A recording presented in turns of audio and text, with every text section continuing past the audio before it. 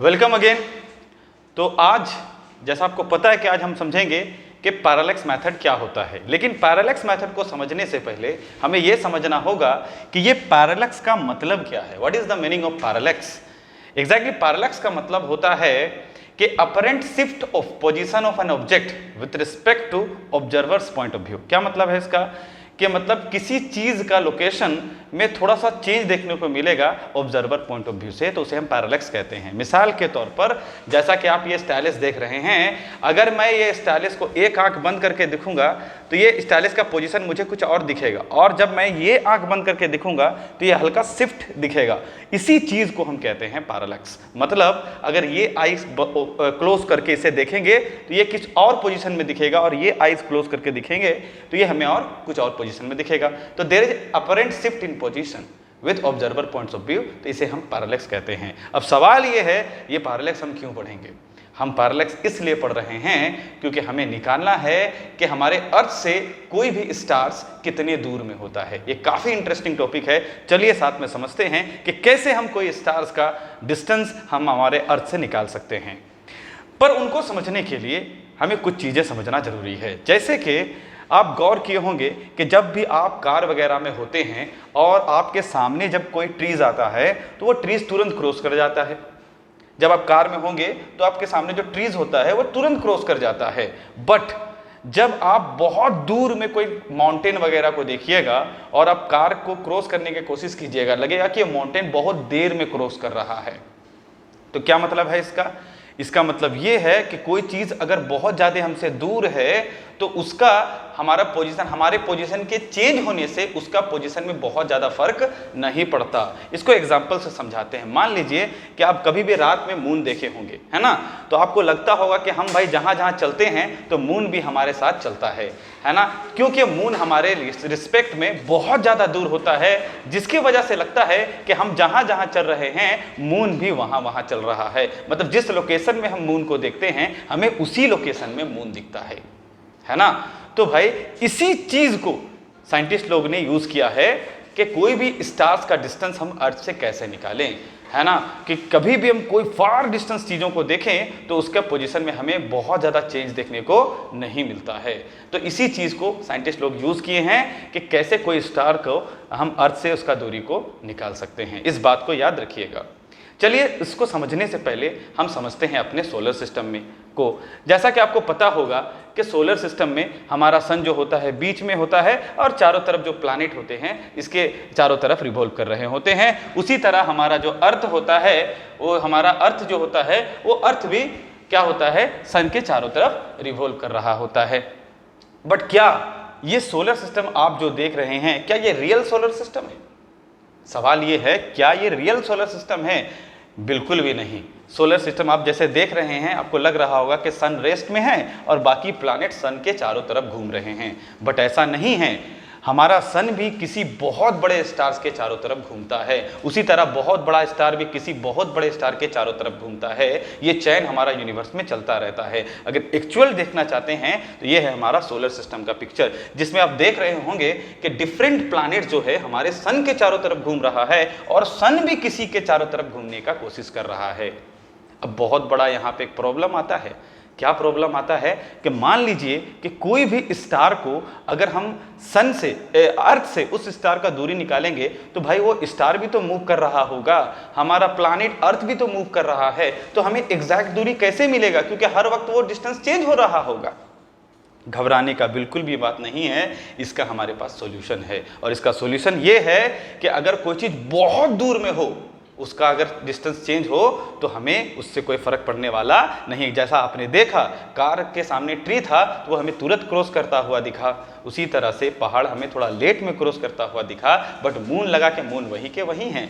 इसी तरह से हमें अगर पैरालेक्स मेथड को यूज करना है कोई स्टार को अगर सन से दूरी अर्थ से दूरी निकालने के लिए, तो भाई हमें एक ऐसा स्टार ढूंढना होगा जो बहुत ही दूर हो।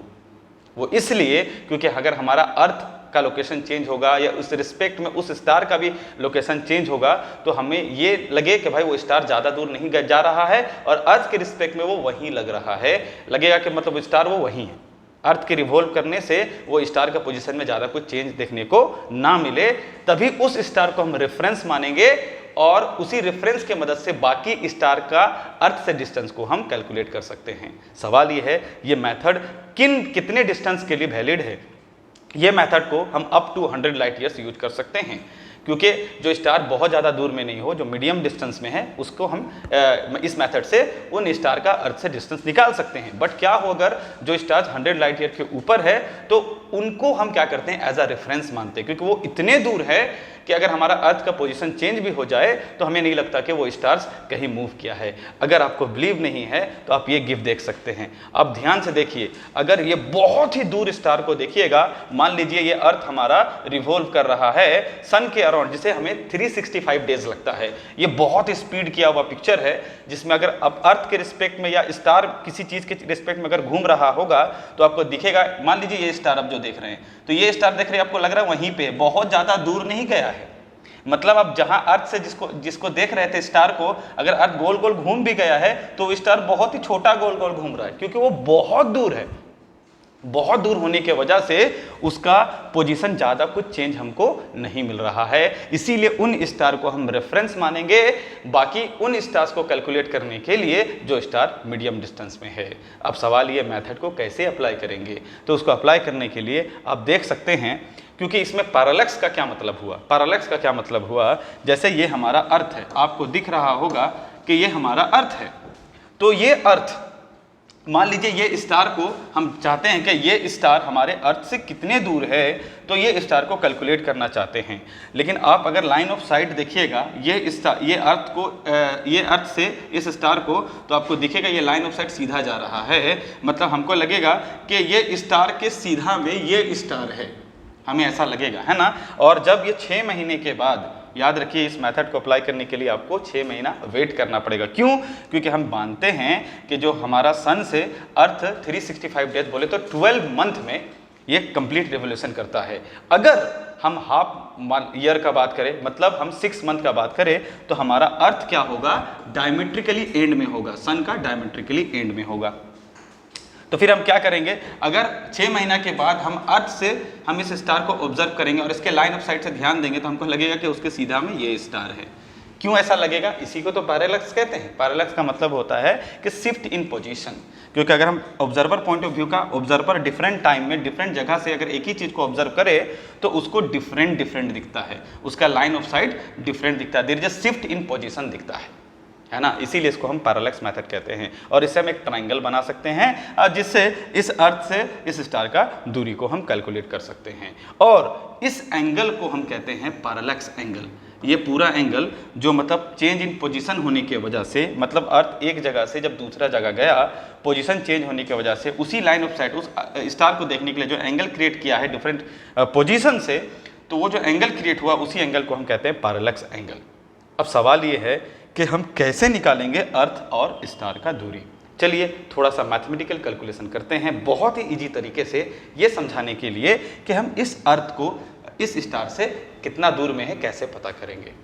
तो जैसा कि आपने देखा, तो हम क्या करेंगे, सबसे पहले हम मान लीजिए कि ये हमारा ऑर्बिट है अर्थ का और यहाँ पे हमारा सन है। बहुत ध्यान से समझिएगा, मान लीजिए ये हमारा सन है और आपने देखा, मान लीजिए कि ये हमारा अर्थ है। तो ये अर्थ जब क्या होगा, हम क्या करेंगे, हम कैसे निकालेंगे। सवाल ये था हमारे मन में कि भाई हम अगर निकालेंगे तो ये एंगल को कैसे निकालेंगे। हमें क्या चाहिए, ये एंगल चाहिए इस डिस्टेंस को निकालने के लिए। क्यों चाहिए, अब बताते हैं। वो इसलिए चाहिए क्योंकि आपको पता होगा, मान लीजिए कि आपके पास क्या है ना, आपके पास अगर एक सर्कल है, बहुत ध्यान से समझिएगा, और उसके सेंटर से अगर मान लीजिए कि अगर ये बहुत ही बड़ा सर्कल है जिसका रेडियस बहुत ही बड़ा है, और अगर छोटे से डिस्टेंस में अगर ये एंगल हम देख रहे हैं, लेट्स से कि एंगल, इसका एंगल के अंदर क्या है, थीटा है, तो ये भी आर है और ये भी क्या होगा, आर होगा।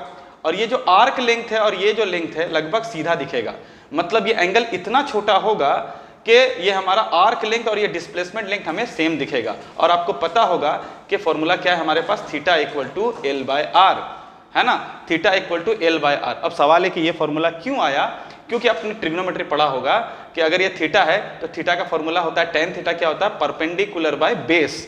बट यहाँ पे तो हमें बेस के जैसा कुछ दिख ही नहीं रहा है कि बेस कौन है और हमारे पास परपेंडिकुलर कौन है, वो दिख नहीं रहा है ना। तो अब बोलिए सर ये तो राइट एंगल ट्राइंगल नहीं है, आपने ट्रिग्नोमेट्री कैसे लगा दिया? हमने कहा कि ये एंगल इतना छोटा है, इतना छोटा एंगल, क्योंकि बहुत दूर से हम देख रहे हैं और ये इतना छोटा एंगल है, मतलब ये लाइन हमें पैरेलल लाइन के जैसा दिखेगा, इतना सामने आ जाएगा ये दोनों लाइन कि पैरेलल लाइन के जैसा दिखेगा और दोनों लगभग 90 के जैसा दिखने लगेंगे। और अगर दोनों लगभग 90 के जैसा दिखने लगेंगे, लेट से किसी को एक को हमने 90 मान लिया है ना, किसी एक को 90 मान लिया और ये लगभग 90 के जैसा, लेकिन हमने कंसीडर कर लिया कि कोई एक 90 है, तो अगर हमने ट्रिग्नोमेट्री लगा दिया क्या हो जाएगा? tan theta is equal to, है ना, परपेंडिकुलर, मान लीजिए इस डिस्टेंस का नाम है आर्क लेंथ का जो है लंबाई है उसको मान लेते हैं l, क्या फॉर्मूला होगा? परपेंडिकुलर बाय बेस, ये r है ना। उसी तरह अगर आपने इससे साइन थीटा निकाला तो आपको मिलेगा परपेंडिकुलर बाय हाइपोटेन्यूस, अगर हमने इसको परपेंडिकुलर इसको बेस माना है तो रिस्पेक्टिव टू दैट ये हमारा क्या होगा? हाइपोटेन्यूस होगा। तो आपने क्या देखा कि लगभग अगर एंगल बहुत छोटा होता है और रफली कैलकुलेशन किया जाए तो tan थीटा का वैल्यू और sin थीटा का वैल्यू नियरली सेम होता है। जब ये सेम होता है तो हम क्या लिखते हैं कि tan theta is nearly equal to sin theta is nearly equal to theta which is equal to l/r। तो ये हमें फॉर्मूला मिलता है। अगर एंगल बहुत ज़्यादा छोटा हो तो हमें ये फॉर्मूला मिलता है कि theta is equal to l/r। तो हम यही फॉर्मूले को यूज करेंगे कि कैसे एक स्टार और कैसे अर्थ के बीच का हम दूरी निकाल सकते हैं। जैसा कि आपने ये देखा, तो अब यहाँ पे हम कैसे कैलकुलेशन करेंगे आप ये देखिए। तो हमें क्या चाहिए भाई? हम जो स्टार को देखना चाहते हैं, फॉर एन एग्जाम्पल हमारे पास ये स्टार है ना, देखिए स्टार ऐसा होता नहीं है, तो हम बस ऐसे बना दिए समझाने के लिए। स्टार भी हमारा गोल होता है, इस तरह से नहीं होता, बस समझाने के लिए बता दिए। ये हमारा मान लीजिए स्टार है। अब ये स्टार को हम निकालेंगे कि ये हमारा अर्थ से कितना दूरी है। अब सवाल है कि कैसे निकालेंगे? हमें क्या करना होगा? एक ऐसा स्टार ढूंढना होगा। मान लीजिए कि ये जो स्टार को हम देख रहे हैं, बहुत ध्यान से समझिएगा, ये जो स्टार को देख रहे हैं, मिसाल के तौर पर मान लीजिए ये जो स्टार है हमारा 100 लाइट ईयर से कम दूरी में स्टार है, और हम क्या करेंगे? एक ऐसा स्टार ढूंढेंगे जो कि 100 लाइट ईयर के भी ऊपर होगा, बहुत दूर में स्टार होगा। मान लीजिए यहाँ पे हमारे पास एक ऐसा स्टार है जो कि 100 लाइट ईयर के भी बहुत ज़्यादा दूर में है। तो हमें क्या करना होगा? हमें एक डिवाइस चाहिए जिस डिवाइस का नाम होता है सेक्सटेंट। अब ये कैसा डिवाइस है भाई? ये एक तरह का डिवाइस होता है जिससे मान लीजिए कि एक टेलीस्कोप लगा हुआ होता है। फॉर एन एग्जांपल कि मान लीजिए कि ये सेक्सटेंट है। किस तरह से होता है सेक्सटेंट? तो अगर आपने देखा होगा तो सेक्सटेंट क्या होता है ना, एक जगह क्या होता है उसमें टेलीस्कोप लगा हुआ रहता है और एक जगह बेस होता है। आपने अगर इस सेक्सटेंट को ऐसे खोला तो इसके अंदर का जो गैप दिख रहा है ना, इस गैप में एंगल क्रिएट होता है, मतलब लिखा हुआ रहता है रीडिंग कि कितना एंगल क्रिएट हो रहा है। तो हमें चाहिए सेक्सटेंट क्या निकालने के लिए? एंगल निकालने के लिए। कैसे निकालेंगे भाई? मान लीजिए जो स्टार हमसे 100 लाइट ईयर के भी ऊपर में, मतलब बहुत दूर में स्टार जो हमारे पास है, हम क्या करेंगे? अर्थ से खड़ा होके हम सेक्सटेंट को यूज करेंगे और सेक्सटेंट का एक रेफरेंस, मान लीजिए दोनों जगह टेलीस्कोप लगा हुआ है, एक टेलीस्कोप को स्टार को देख लिए और दूसरे टेलीस्कोप से इस सेक्सटेंट को ऐसे खोलेंगे और खोलने के बाद उस स्टार को देखेंगे कि वो कितने एंगल पे है। तो इसका मतलब यहाँ के बीच का हमें एंगल मिल जाएगा सेक्सटेंट से। तो हम क्या पता कर लिए? हम पता कर लिए कि ये एंगल कितना होगा। लेट्स से कि ये एंगल हमारा θ1 होगा। तो हमने ये एंगल पता कर लिया, है ना। अगर मान लीजिए इसके एक पैरेलल लाइन खींचेंगे, इससे एक अगर पैरेलल लाइन खींचेंगे तो आपको पता चलेगा कि अगर ये पैरेलल है तो भाई अल्टरनेट इंटीरियर एंगल इक्वल होते हैं। अगर ये θ1 है तो इट विल बी θ1, है ना। बट अब हमको क्या चाहिए? अब हमको चाहिए कि हमें वेट करना होगा 6 मंथ। क्यों? क्योंकि 6 मंथ के बाद ये जो आपको अर्थ दिख रहा है ये डायमेट्रिकली एंड में पहुंच जाएगा इस ऑर्बिट का। मान लीजिए ये जो अर्थ है हमारा 6 मंथ के बाद ये अर्थ हमारा यहाँ पे आ गया और सन हमारा इसके रिस्पेक्ट में मान लीजिए यहाँ पे है ना। तो क्या होगा भाई? जब हम एक ही चीज को लोकेट कर रहे थे, इसी को तो पैरेलैक्स कहते हैं, क्योंकि इसको अगर यहाँ से लोकेट कर रहे थे वो डिफरेंट दिख रहा था, इस पोजीशन से लोकेट कर रहे हैं तो चूंकि इसका पोजीशन में हल्का शिफ्टिंग होगा, क्योंकि ये आंख से अगर उसी चीज को वहीं पे है, आप ये आंख है, ये आंख से देखते हैं there is a shift in position, तो यहाँ से भी देखेंगे तो इसको there is a shift in position होगा। और पोजीशन के शिफ्ट होने से यहाँ पे जो हमारा एंगल बनेगा, बहुत ध्यान से समझिएगा, ये जो एंगल बनेगा, मान लेते हैं यहाँ से इसका पोजीशन देखें। अब सवाल है कि सर एंगल कैसे बनाएंगे? हमें क्या करना होगा? वही स्टार को ढूंढना होगा जिस स्टार को हम रेफरेंस माने थे 6 महीना पहले। सवाल है क्यों? क्यों? क्योंकि वो स्टार तो सर यहाँ पे है। बिल्कुल नहीं, अब ये स्टार यहाँ पे है।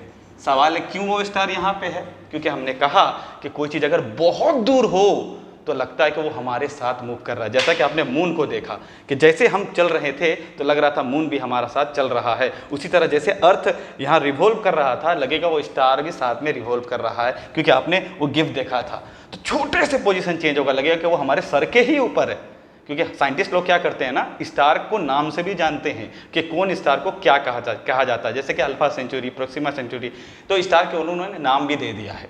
तो भाई जो स्टार को वो देखे थे, फिर से वही स्टार जो 100 लाइट ईयर के ऊपर है उस स्टार को देखेंगे वो, कि जो बहुत ही दूर में है, तो भाई वो स्टार अभी भी उन्हें लगेगा कि वो सर के ऊपर है, क्योंकि वो बहुत दूर है ना। यही स्टार लगेगा कि वह वहीं पे है जो सर के ऊपर है, लेकिन उसके रिस्पेक्ट में इसका पोजीशन हल्का चेंज हो गया होगा, इसीलिए एंगल θ1 नहीं बल्कि कुछ दूसरा एंगल θ2 बनेगा, क्योंकि वो वहाँ पे नहीं रहेगा, हल्का शिफ्ट इन पोजीशन देखेगा, जिसके वजह से हमारा एंगल चेंज हो सकता है। ये अगर θ1 है तो ये θ होगा 2 होगा, अगर ये θ2 है तो ये भी θ2 होगा। सवाल ये एंगल हमने कैसे निकाला, सेक्सटेंट की मदद से, उसको फिर हमने देखा और फिर इस सेक्सटेंट को खोल के ये अंदर का एंगल पता कर लिया इस स्टार को देखने के लिए। तो इसका मतलब ये हुआ हमने पता कर लिया कि पैरेलैक्स एंगल क्या होगा, θ1 प्लस θ2 हम पता कर लिए। लेट से कि जो हमारा पैरेलैक्स एंगल है, पैरेलैक्स एंगल जो है उसे हम कहते हैं थीटा, जो किसके बराबर है, θ1 प्लस θ2 के। θ1 प्लस θ2 से हमने थीटा निकाल लिया, मतलब ये थीटा निकाल लिया,